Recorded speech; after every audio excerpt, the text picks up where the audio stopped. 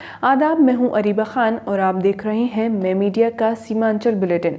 सीमांचल सहित नेपाल में लगातार 2 दिनों तक हुई बारिश के बाद नेपाल से निकलने वाली नदियां उफान पर हैं। अररिया से होकर गुजरने वाली बकरा, नूना, कनकई आदि नदियों का पानी लोगों के घरों में प्रवेश कर चुका है, जिस वजह से अररिया के सिकटी, बरदाहा, मदनपुर, बैरगाछी सहित जोकीहाट के कई इलाकों में बाढ़ जैसी स्थिति उत्पन्न हो गई है। अक्टूबर के महीने में बाढ़ आने की वजह से जनजीवन अस्त व्यस्त हो चुका है। नदी के आसपास रहने वाले लोग सुरक्षित स्थान की ओर जा रहे हैं। सिकटी के कचना, सालगोरी, पड़रिया आदि पंचायत में नूना नदी का पानी लोगों के घरों में प्रवेश कर गया है, जिससे घरों में रखे अनाज व अन्य सामान बर्बाद हो गया है। यहाँ खेत में लगी धान की फसल को भी भारी क्षति हुई है। मामले की जानकारी मिलते ही अररिया एसडीओ शैलेश चंद्राकर सिकटी पहुंचे और हालात का जायजा लिया। उन्होंने अंचलाधिकारी को जल्द से जल्द बचाव कार्य चलाते हुए सामुदायिक किचन चलाने का निर्देश दिया। कोलकाता सिंचाई विभाग के 4 सदस्यीय प्रतिनिधि मंडल ने गुरुवार को माटीगाड़ा स्थित क्षतिग्रस्त बालासन ब्रिज का जायजा लिया। उन्होंने बालासन पुल का बारीकी से निरीक्षण किया। इसके साथ ही प्रतिनिधि मंडल के सदस्यों ने सिलीगुड़ी में सिंचाई विभाग के अधिकारियों के साथ इसको लेकर बैठक की। प्रतिनिधि मंडल इस बारे में अपनी रिपोर्ट आज सौंपेगी। इसके बाद बालासन ब्रिज की मरम्मत का काम शुरू होगा। गौरतलब है कि भारी बारिश के कारण बालासन ब्रिज के एक पिलर में दरार आ गई है। इसके बाद प्रशासन ने इस ब्रिज पर भारी वाहनों के आवागमन पर रोक लगा दी है। पूर्णिया के अमोर प्रखंड क्षेत्र की नदियों का जलस्तर भी बढ़ गया है। निचले इलाकों में पानी फैल जाने से लोगों में अफरा तफरी का माहौल बना हुआ है।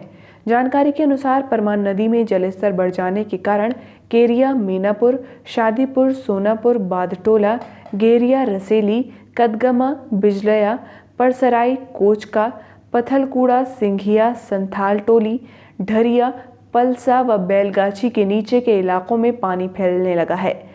खेतों में लगी धान की फसलें भी डूब गई हैं। इससे किसानों में हताशा का माहौल है। वहीं रसेली, गेरिया के पास नदी में कटान होने से कई घर नदी की चपेट में आ गए हैं।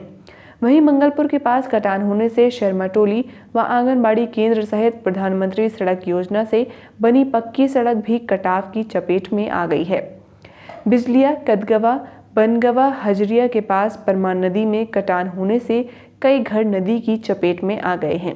इससे लोगों में काफ़ी अफरा तफरी का माहौल बना हुआ है। नदी के कटाव को रोकने के लिए हाल ही में विभाग द्वारा बम्बू पाइलिंग का भी कार्य किया गया था, लेकिन वह भी कारगर साबित नहीं हुआ। किशनगंज के ठाकुरगंज प्रखंड अंतर्गत गोलमारा पंचायत के रूपाधो गोलहाट स्थित वार्ड नंबर 14 में 200 वर्ष पुराना दुर्गा मंदिर मेची और कनकई नदी के कटाव के कारण नदी में विलीन होने के बाद ग्रामीणों में अफसोस और आक्रोश है। उनका कहना है कि समय रहते इसका कोई ध्यान नहीं दिया गया, चाहे वे पंचायत प्रतिनिधि हो या प्रशासन। समय रहते ध्यान देने से मंदिर कटाव से बच सकता था। अब जो हालात ऐसे हैं कि मंदिर से सटे स्कूल में भी प्रभाव पड़ सकता है, जिसमें 400 महादलित के बच्चे पढ़ते हैं। उत्क्रमित मध्य विद्यालय माखनपुर भी कटाव में आ सकता है यदि कुछ दिनों तक लगातार इसी तरह पानी से कटाव होता रहा। पूर्णिया के अमोर में महानंदा नदी का तांडव देखने को मिला है। यहाँ देखते ही देखते चंद सेकंड में आसजा आंगनबाड़ी केंद्र नदी में समा गई। अमोर विधानसभा अंतर्गत कंफलिया पंचायत के अंतर्गत आसजा गांव स्थित आंगनबाड़ी केंद्र महानंदा नदी के भीषण कटाव में नदी में विलीन होता दिख रहा है। आसपास के कई गांव में महानंदा का रौद्र रूप के कारण कटाव जारी है। लोग पलायन को मजबूर हैं। स्थानीय लोगों ने सरकार से मदद की मांग की है। सिलीगुड़ी शहर के मिलनपल्ली इलाके में गुरुवार दोपहर को एक साबुन फैक्ट्री के गोदाम में आग लगने से इलाके में हड़कंप मच गया। जानकारी के अनुसार गुरुवार दोपहर को महेंद्र अग्रवाल और नरेश अग्रवाल की साबुन की फैक्ट्री के गोदाम में अचानक आग लग गई। मौके पर पहुंची दमकल की 2 गाड़ियों ने भारी मशक्कत के बाद आग पर काबू पाया।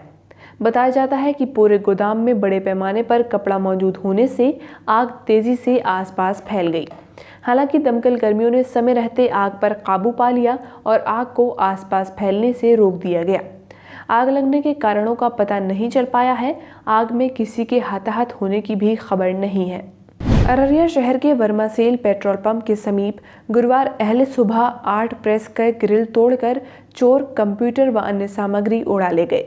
इसको लेकर आर्ट प्रेस के मालिक ने नगर थाने में लिखित शिकायत दर्ज की है, जिसमें उन्होंने बताया है कि चोर अहले सुबह ग्रिल का ताला तोड़कर कंप्यूटर सिस्टम का पूरा सेट, प्रिंटर, इन्वर्टर, दराज में रखा पेन ड्राइव, सीडी व कंप्यूटर से संबंधित सारा सामान उड़ा ले गए। उन्होंने बताया कि जिले के सभी सरकारी कार्यालय के कागजात भी वहीं से प्रिंट होकर जाते हैं। उन्होंने नगर थाना प्रभारी से चोरी के सामान की बरामदगी की गुहार लगाई है। अररिया शहर के खरेहिया बस्ती वार्ड संख्या 11 व 12 यादव टोला जाने के लिए सड़क नहीं होने के कारण गुरुवार को स्थानीय अशोक यादव का 5 वर्षीय पुत्र गड्ढे में फिसलकर पानी में गिरकर जख्मी हो गया। घटना से आक्रोशित स्थानीय लोगों ने गोड़ी चौक से चांदनी चौक तक जाने वाली सड़क को हलीम चौक के समीप बांस से बैरिकेडिंग कर 3 घंटे तक जाम लगाए रखा। लोगों ने सड़क पर टायर जलाकर प्रदर्शन भी किया। इस कारण सड़क से गुजरने वाले लोगों को काफ़ी समस्याओं का सामना करना पड़ा। बाद में नगर थाने की पुलिस पहुंची और लोगों को समझा बुझाकर जाम हटवाया। लगभग 3 घंटे सड़क को जाम किया गया, लेकिन जाम छुड़ाने के लिए नगर परिषद के कार्यपालक पदाधिकारी समय पर नहीं पहुंचे। जब नगर थाना पुलिस ने आक्रोशित लोगों को समझा बुझाकर जाम हटा दिया, तब जाकर अंतिम समय में नगर परिषद के कार्यपालक पदाधिकारी दीनानाथ सिंह वहां पहुंचे। लोगों ने बताया कि इस मोहल्ले की आबादी लगभग 8000 है, लेकिन बीते 20 वर्षों से यहां के लोगों के लिए सड़क नहीं है। अररिया उत्पाद विभाग की टीम ने गुरुवार को वाहन चेकिंग के दौरान राष्ट्रीय राजमार्ग 57 हरियाबाड़ा टोल प्लाजा के पास 33 ड्रम स्प्रिट लेदा ट्रक जब्त कर ट्रक चालक को गिरफ्तार किया। बताया जाता है कि धान के भूसे के नीचे ड्रम को छिपाकर रखा गया था। जब्त स्प्रिट शराब निर्माण के लिए ले जाया जा रहा था। टोल प्लाजा के पास उत्पाद विभाग की टीम ने रोककर 6600 लीटर स्प्रिट ट्रक से जब्त किया। गिरफ्तार ट्रक चालक इंद्रजीत यादव उत्तर प्रदेश का रहने वाला है। उत्पाद विभाग के इंस्पेक्टर संजीत कुमार ने बताया कि गिरफ्तार ट्रक चालक से पूछताछ की जा रही है। ये स्प्रिट दालकोला से लोड होकर समस्तीपुर ले जाया जा रहा था।